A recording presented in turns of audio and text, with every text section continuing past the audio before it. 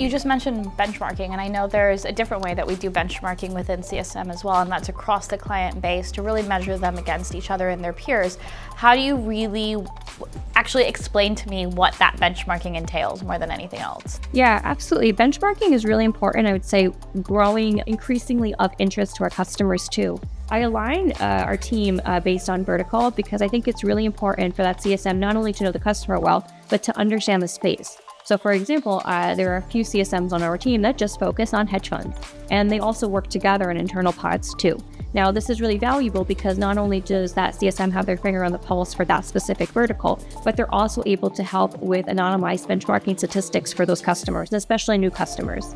So a new customer comes on board, maybe they had a less sophisticated piece of software before, or maybe they didn't like the workflows they had before. They don't need to reinvent the wheel. Our CSM team can help customers benchmark both on workflow and operations. So for example, I have another hedge fund customer just like you. They have 1,200 employees. They have 3 compliance officers. They have decentralized workflow or centralized workflow. We can give that type of advice based on what these other customers do.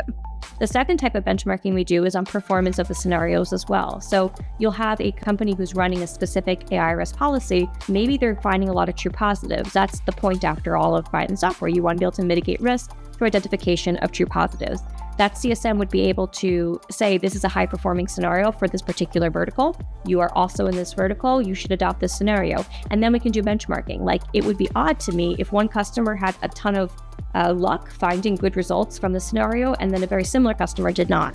So we can also help advise on how to tinker with those scenarios, configure them in a way that they're successful. This knowledge sharing and benchmarking really helps enable our customers for success. It also sets a standard for success.